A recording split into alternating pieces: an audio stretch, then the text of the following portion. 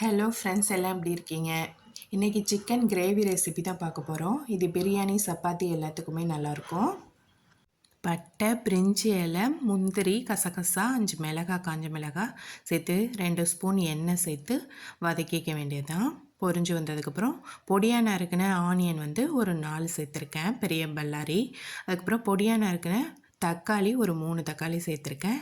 எல்லாம் வதங்கினதுக்கப்புறம் அதை ஆற வச்சுருக்கேன். அப்புறம் கடாயில் ஆயில் சேர்த்து ஒரே ஒரு பல்லாரியை பொடியாக நறுக்கி சேர்த்துருக்கேன். 2 ஸ்பூன் இஞ்சி பூண்டு சேர்த்து வதக்கியிருக்கேன். அப்புறம் garam masala, red chilli powder, மிளகுத்தூள் சேர்த்து அதையும் நல்லா வதக்கிக்க வேண்டியதான்.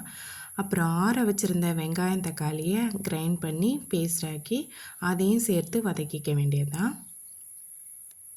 பாப்பாவுக்கு பல்ல மெல்ல முடியாதனால சிக்கனை வேக வச்சு எடுத்திருக்கேன். சிக்கனை கிரேவியில் சேர்த்துக்க வேண்டியதான். 1.5 டம்ளர் தண்ணி சேர்த்து கொதிக்க விட போகிறேங்க. அவ்வளோதாங்க, கிரேவி ரெடி. தேங்க்யூ.